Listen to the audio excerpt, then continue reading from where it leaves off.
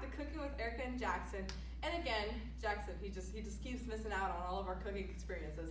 So Mara is here with us this week. Today we're gonna be making bacon mac and cheese. So right now, got our water and starting to boil, and we're gonna pour in our 1 3/4 cup of noodles.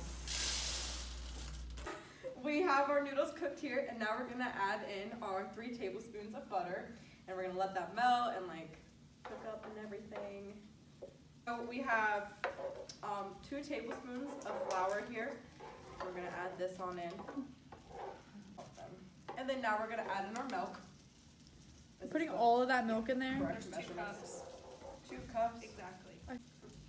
We're gonna gradually add that in. Cassie, do you like our cooking?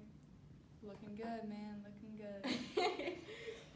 Cassidy cooked our bacon for us. First time in the microwave.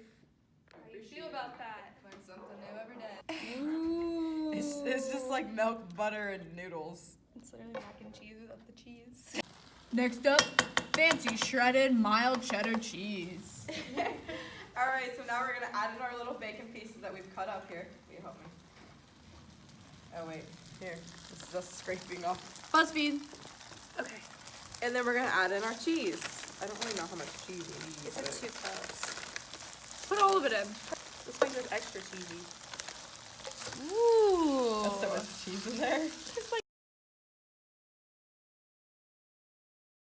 Why it called for flour?